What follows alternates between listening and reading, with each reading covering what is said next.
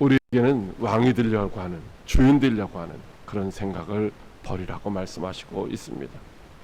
왜냐하면 하나님만이 진정한 왕이시고 진정한 우리의 주인이 되시기 때문입니다. 그래서 인간의 왕국은 번성하는 것 같지만은 결국은 어떻게 돼요? 멸망하게 되는 것이죠.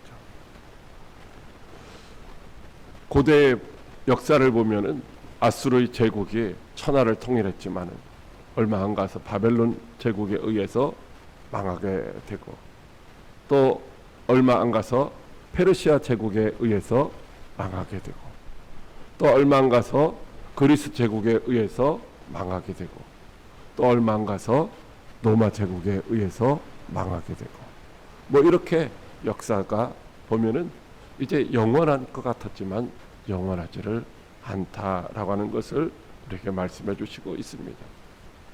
그러나 하나님의 나라는 많은 환난과 핍박과 고난 속에서도 사라질 것 같았지만, 없어질 것 같았지만은 여전히 이제 하나님의 나라는 번성하는 것을 보게 됩니다.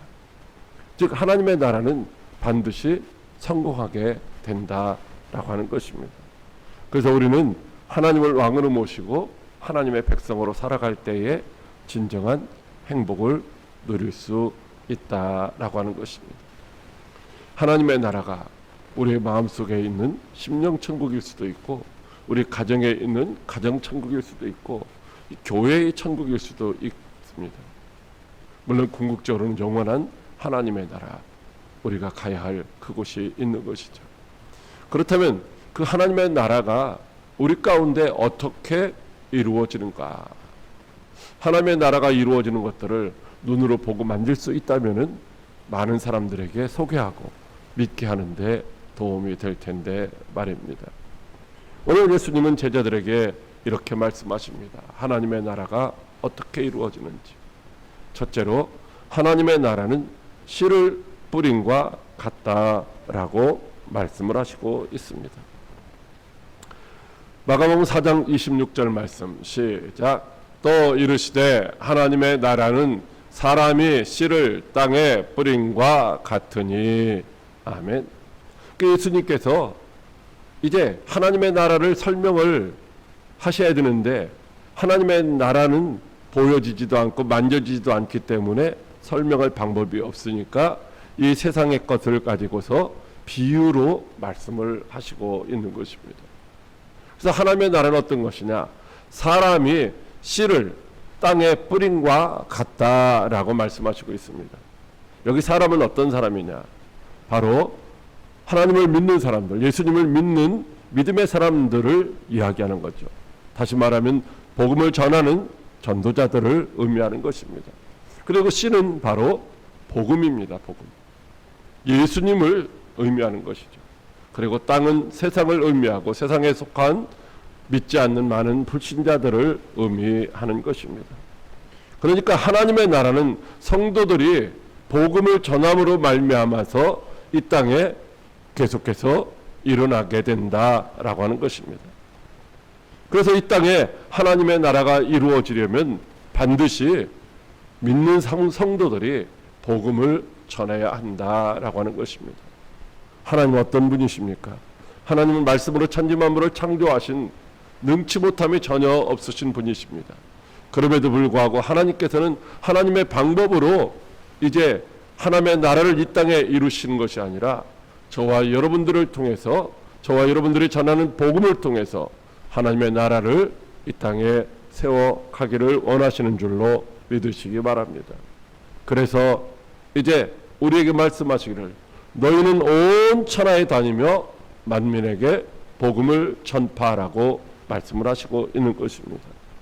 이 복음 전파는 그래서 저와 여러분들에게는, 예수를 그리스도로 믿는 성도들에게는 피할 수가 없는 사명이고 의무인 것입니다.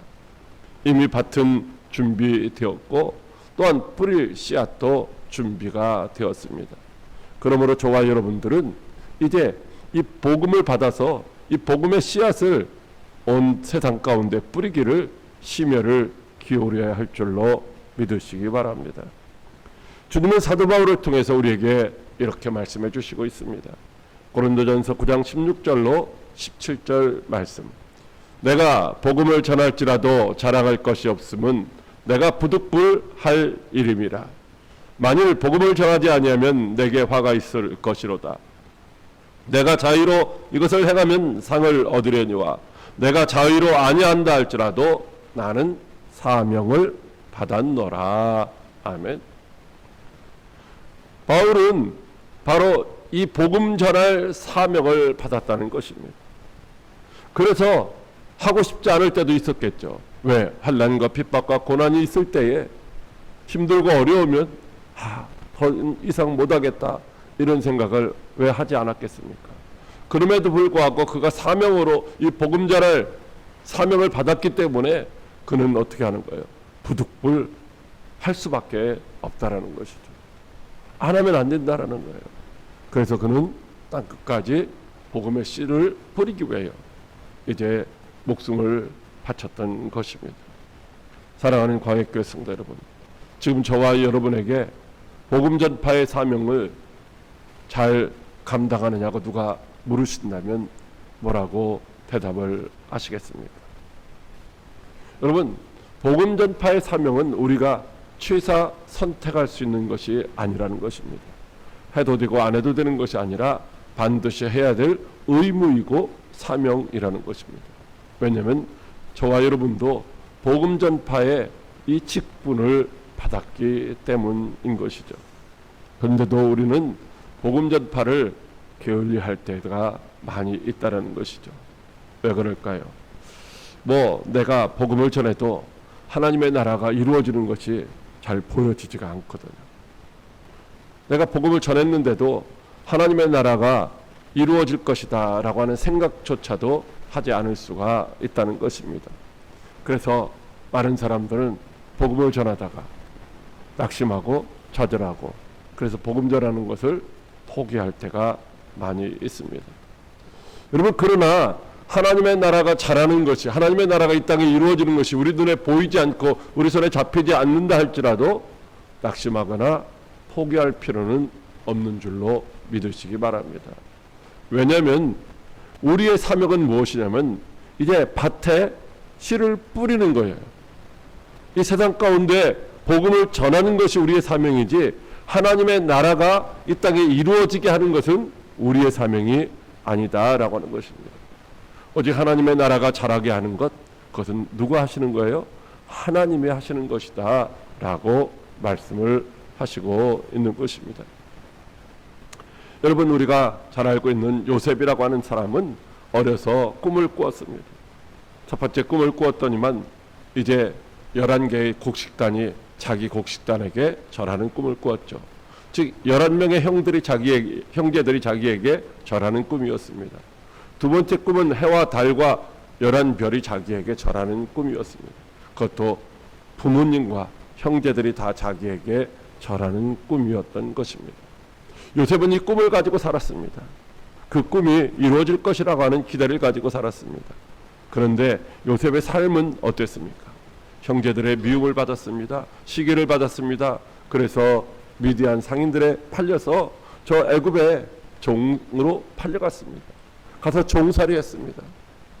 열심히 노력을 했습니다. 하나님을 멀리하지 않고 믿음으로 살았습니다. 그런데 결과는 이제 모함을 쓰고 감옥에 갇히게 되었던 것입니다.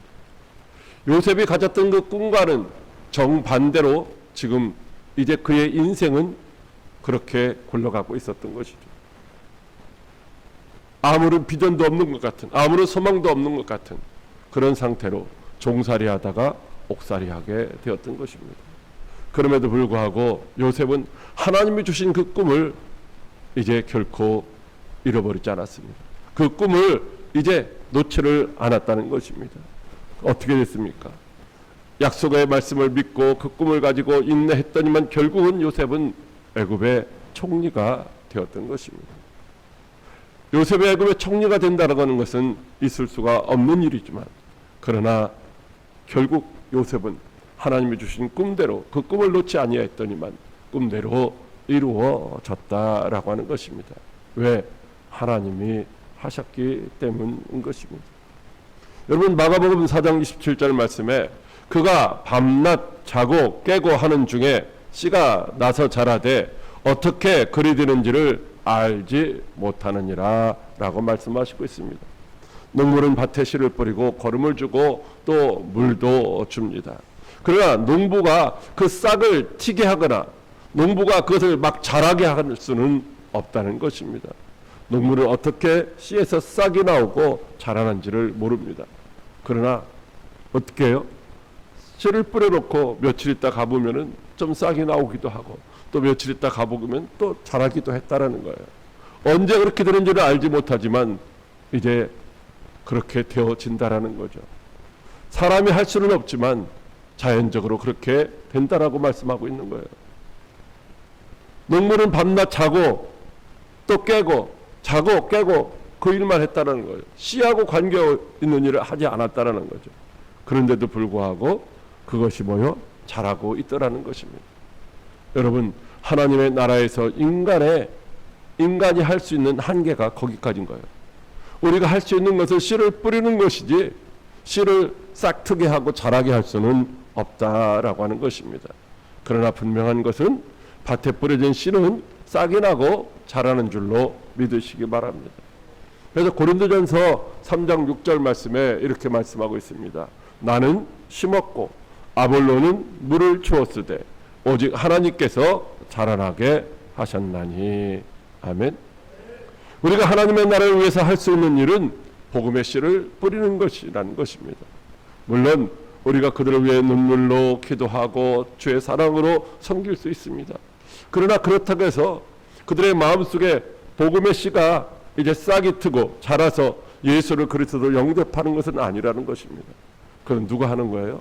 하나님이 하시는 것인 줄 믿으시기 바랍니다. 언제 싹이 나고 자랄지는 알 수가 없으나 분명한 것은 하나님이 그렇게 하신다는 거죠. 저와 여러분이 예수 믿고 지금 신앙생활 하는 것도 내가 지식이 있어서 내가 뭐 재능이 있어서 내가 어떤 기회가 있어서 그렇게 됐다라고 생각하면 그건 착오라는 거죠. 여러분, 우리가 예수를 그리스도라고 예수를 주라고 고백할 수 있는 것은 성령으로 하지 아니하고서는 아무도 할 수 없다라고 말씀하시고 있죠. 성령님이 우리에게 예수가 그리스도라고 예수가 주시라고 이제 하는 그런 믿음을 우리에게 주셨기 때문에 우리가 예수를 그리스도로 주로 믿고 고백하며 지금 신앙생활을 하고 있는 줄로 믿으시기 바랍니다. 그러므로 언제 싹이 나고 언제 자랄지를 알지 못하지만 하나님이 하신다는 사실을 기억하고 우리가 전도의 열매가 없다고 낙심하거나 포기할 필요가 없다는 것입니다. 하나님이 하신다는 사실을 기억하시고 열심히 저와 여러분은 복음의 씨를 뿌려야 할 줄로 믿으시기 바랍니다. 둘째로 하나님의 나라는 작은 것 같으나 크게 된다고 하십니다. 마가복음 4장 31절 말씀 시작. 겨자씨 한 알과 같으니 땅에 심길 때에는 땅 위의 모든 씨보다 작은 것이로되. 아멘. 자, 하나님께서 이제 하나님의 나라는 밭에 씨를 뿌리는 것과 같다라고 말씀하셨는데 이번에는 이제 하나님의 나라는 겨자씨 한 알과 같다라는 거예요. 겨자씨 한 알. 자, 겨자씨 한 알, 이것은 뭐 겨자씨보다 더 작은 씨앗도 있어요. 있지만은 팔레스타인 지역에서 일반적으로 보편적으로 겨자씨가 가장 작은 씨이기 때문에 예수님은 그 지역에서 가장 작은 씨는 겨자씨를 이제 비유로 말씀을 하셨던 것이죠. 근데 그 겨자씨가 싹이 나고 자라면 어떻게 되느냐? 모든 풀보다 크다라는 거예요. 여러분, 겨자는 나무가 아니에요. 겨자는 이 단연생이 아니라 단연생 그냥 풀이죠. 근데 그것이 아주 작은 씨가 점점점 자라서 모든 풀보다 커진다라는 거죠. 그냥 단순하게 커지는 것이 아니라 나무와 같이 여러 가지를 내고 그 키가 3m, 4m까지 자라게 된다는 것입니다. 그리고 거기에 새들이 와서 깃든다라고 말씀하시고 있는 거죠. 저는 그 겨자 뭐 나무라고 해야 되겠죠. 이렇게 커졌으니까 그렇게 커진 겨자 나무, 뭐 풀이지만 겨자나무라고 보통 그렇게 부르더라고요. 거기에 새들이 와서 앉아서 지저귀는 것도 실제로 목격을 했습니다. 여러분, 이와 같이 하나님의 나라는 그 작은 겨자씨와 같지만은 어느 사이엔가 그것이 자라가지고 거기서 큰 나무가 되고 새들이 깃들이는 것과 같은 것이 바로 하나님의 나라다라고 하는 것입니다. 언제 하나님의 나라가 확장될지, 언제 복음이 전파될지, 언제 우리 가족이 다 예수를 믿을지, 언제 우리 교회가 부흥하고 성장하고 다 채워질지 우리는 알 수가 없지만은, 그러나 중요한 것은 하나님이 여전히 지금도 일하고 계시기 때문에 하나님의 나라는 확장된다라고 하는 사실을 우리에게 말씀해 주시고 있는 것이죠. 그래서 우리는 복음을 전해야 하는 것입니다. 그런데도 반드시 복음을 전해야 한다는 그런 열정이 없는 거예요. 왜? 나 하나가 뭐 안 는다고 해서 안 들은 것도 아니고, 또 내가 하나가 열심히 한다고 해서 뭐가 될 것 같지가 않다라는 것입니다. 어쩌면 나 한 사람쯤 복음을 전하지 않아도 아무런 문제가 없을 것이라고 생각할 수도 있다라는 것입니다. 아니, 우리는 열심히 평생을 복음을 전한 사람들도 있습니다. 그런데 어떻게 돼요? 손에 잡히는 것이 없는 것 같아요. 그래서 전도해도 소용없다라고 생각을 하는 경우가 많이 있습니다. 여러분, 그러나 주님은 우리에게 씨를 뿌려야 한다라고 말씀하시고 있습니다. 겨자씨와 같이 아주 작은, 보일지 말지 땅에 뿌려지면 아무것도 보이지 않잖아요. 그런데도 불구하고 그 씨를 뿌려놓으면 반드시 자라게 된다라고 하는 것입니다. 그 자라는 정도가 겨자씨 아주 작은 것이 그 키로 따지면, 그 부피로 따지면 몇천 배, 몇만 배로 자라는 것과 같이 하나님의 나라도 그와 같이 이제 자라게 된다라고 하는 것입니다. 이같이 하나님의 나라는 큰 것에서 막 시작하는 것이 아니라 아주 작은 것에서, 보이지 않는 아주 작은 것에서 시작된다라고 하는 것입니다. 그러므로 우리가 시작이 작다고 기죽을 필요가 없다라는 것입니다. 욥기 8장 7절 말씀에 내 시작은 미약하였으나 내 나중은 심히 창대하리라 라고 말씀하시고 있어요. 시작은 미미했지만 나중은 창대케 되어지는 것이 바로 하나님의 일이라고 말씀을 하시고 있는 것입니다. 예수님은 갈릴리하고도 아주 시골인 나사렛에서 태어나셨습니다. 그리고 사람들로부터 무식하다고 하는 소리를 들을 수밖에 없는 그런 사람들을 제자로 삼고 그 12를 데리고서 복음을 전하셨습니다. 그들은 어떤 사람들이었습니까? 그 중에 한 사람은 예수님을 팔아먹었던 배신자였고, 또 그 중에 대부분은 예수님이 십자가에 달려 죽으실 때 다 도망가던 그런 사람들이었습니다. 그런데 예수님은 그들에게 너희에게 성령이 임하시면 너희가 권능을 받고 예루살렘과 온 유대와 사마리아와 땅끝까지 이르러 내 증인이 되라고 그렇게 말씀을 하셨습니다. 예수님을 팔아먹는 배신자, 예수님이 위급할 때, 고난 나가실 때 남을 나라하고 무서워서 숨어 있었던 겁쟁이들, 그들에게 주님은 땅끝까지 복음을 전하라고 말씀을 하셨어요. 그 사람들은 땅끝은 고사하고 자기들이 살고 있었던 예루살렘에도 복음을 전할 수 없을 것 같았던 나약하고 부족했던 사람들입니다. 그러나 그들에게 성령이 임했습니다. 주님이 약속하셨던 성령이 임하자 그들이 어떻게 됐습니까? 전도자로 변신되어서 하루에 3,000명 혹은 5,000명씩 예수 믿는 사람들을 이제 생겨나게 하는 그런 사람들이 되었다는 것이죠. 여러분, 시작은 보잘것없지만 나중은 하나님께서 이제 창대하게 하실 줄로 믿으시기 바랍니다. 우리의 인생도 마찬가지입니다. 우리가 보잘것없는 것들을 계획한다 할지라도 그것으로 끝나는 것이 아니라 하나님이 하시면은 놀라운 역사가 일어나게 되는 줄로 믿으시기 바랍니다. 이스라엘이 하나님께 범죄해서 3년 6개월 동안 그 땅에 비가 오지 않았습니다. 여러분, 3년 6개월 동안 비가 오지 아니할 때 얼마나 고통스러웠겠습니까? 그때 엘리야가 하나님 앞에 기도했죠. 우상을 섬기는 바알과 아세라 선지자들과의 대결로 하나님 앞에 갈멜산에서 기도했습니다. 그리고 그 산 꼭대기에 올라가서 하나님 앞에 또 이제 기도했습니다. 기도하는데 아무런 기울 기미가 안 나타나는 거죠. 근데 기도하고 또 기도하고 또 기도하고 했더니만 어떻게 됐어요? 구름 한 조각이 떠올랐는데 지중해에서 그 구름이 시커먼 먹구름이 아니라 손바닥만한 작은 구름이었던 것입니다. 그런데 어떻게 됐습니까? 그 작은 구름이 온 이스라엘을 흠뻑 적시는 큰 비로 변한 줄로 믿으시기 바랍니다. 처음부터 크게 시작되는 것이 아니라 하나님의 나라는 그렇게 보이지 않는 것처럼 아주 작게 시작되지만 그러나 나중은 창대케 되어지는 것입니다. 그래서 우리가 보잘것없는 작은 구름이라고 무시하면 안 되는 것입니다.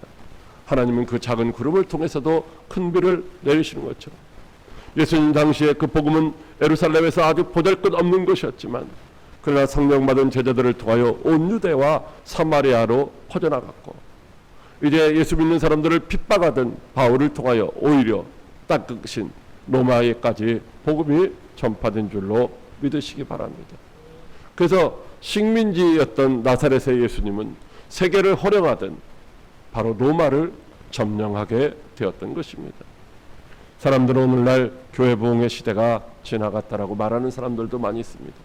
그래서 전도하는 것을 포기하고 이제 있는 사람들이 많이 있죠. 왜? 해도 안 되니까. 그러나 중요한 것은 이제 지금도 교회 부흥과 성장은 여전히 일어나고 있습니다. 하나님은 지금도 살아계셔서 여전히 일하고 계시며 하나님의 나라를 이루어 가시는 줄로 믿으시기 바랍니다.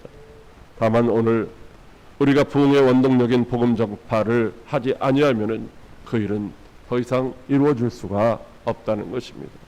지금도 겨자씨와 같은 미미한 복음이 전파되면 하나님은 여전히 일하실 것입니다. 지금도 내가 복음의 씨를 뿌리면 하나님이 반드시 자라게 하시는 줄 믿으시기 바랍니다. 그러면 우리는 열매가 안 보여도 항상 복음의 씨앗을 뿌려야 되는 것이죠. 그것이 땅에 심기운 씨앗 하나같이 보잘것없어 보일 수도 있습니다. 그러나 그 씨가 자라면 많은 열매를 맺고 많은 사람들이 깃들이게 되는 것입니다. 비록 현재가 미미할지라도 낙심하지 말고 믿음으로 힘써 전하시기를 바랍니다. 하나님의 나라가 완성될 그날을 바라보며 오늘도 복음의 씨앗을 뿌리는 저와 여러분들이 되시기를 주님의 이름으로 축복합니다. 셋째로 때가 되면 하나님의 나라가 이루어진다고 하십니다. 마가복음 4장 30절 29절 말씀입니다.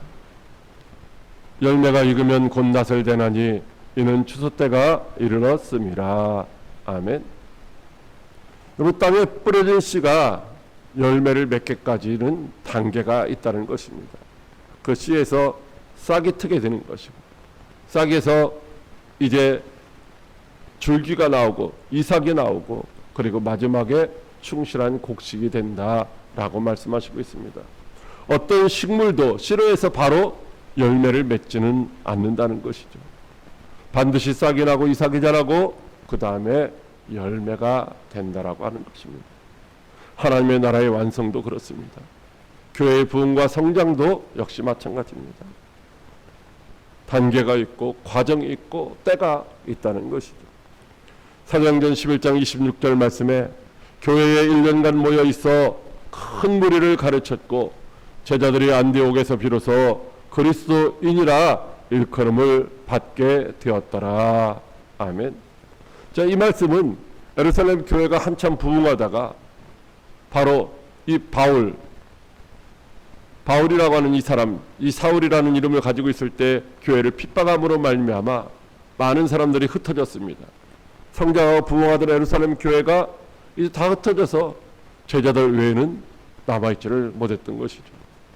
근데 흩어졌던 그 사람들이 바로 안디옥에 가서 교회를 세우게 됩니다. 그리고 안디옥 교회가 점점 부흥할 때에 바로 바나바가 교회를 박해했던 그 바울을 데리고 가서 거기서 1년간 무리를 가르쳤다는 것입니다. 제자들이 그래서 그렇게 이제 1년간 힘써서 무리들을 가르쳤을 때, 양육했을 때에 비로소 그 사람들을 향하여 세상 사람들이 저 사람들은 그리스도인이야 라고 말을 했다는 것이죠. 예루살렘 교회가 있었고 많은 제자들이 모여 있었지만 세상 사람들이 그들을 그리스도인이라고 말하지 않았다는 거예요. 안디옥 교회가 세워졌고 많은 성도들이 모여 있었지만 세상 사람들이 그들을 그리스도인이라고 말하지 않았다는 거죠. 그러나 시간이 지나고 때가 되니까 이제 그리스도인이라고 부름을 받게 되었다는 것입니다. 모든 것들은 하루아침에 다 되어지는 것이 아닙니다. 단계가 있고 과정이 있다는 것입니다. 그러나 더 중요한 것은 무엇이냐면 반드시 열매가 맺힌다는 것입니다. 모든 일은 시작이 있으면 끝이 있는 것입니다. 심을 때가 있으면 거둘 때가 있는 것입니다. 하나님의 나라도 언젠가는 반드시 그렇게 완성되는 줄로 믿으시기 바랍니다. 요한계시록 11장 15절 말씀에 보면 세상 나라가 우리 주와 그의 그리스도의 나라가 된다라고 말씀하시고 있습니다. 언제 그렇게 될지 우리는 알지 못합니다. 세상을 바라보면 그렇게 될 기미가 없어 보일 때도 많이 있죠. 절망적이고 그래서 좌절하고 낙심할 수밖에 없는 상황도 주어집니다. 그러나 분명한 것은 하나님이 약속하셨습니다. 세상 나라는 반드시 주와 그의 그리스도의 나라가 된다라고 말씀을 하시고 있습니다. 그날이 되면 어떻게 되겠습니까? 예수님이 세세토록 왕노릇 하시는 나라가 되는 것입니다. 그때 우리도 주님과 함께 왕노릇 하게 될 줄로 믿으시기 바랍니다. 그러므로 오늘 우리에게 보여지는 것이 없다 할지라도, 우리의 힘과 능으로 되어지는 것이 없는 것 같아 보일지라도 낙심하거나 좌절하는 것이 아니라 바로 주님이 다스리시는 그 나라가 이루어질 그날을 기대하며 오늘도 묵묵히 인내하며 복음의 씨앗을 뿌릴 수 있는 저와 여러분들이 다 되시기를 주님의 이름으로 축복합니다.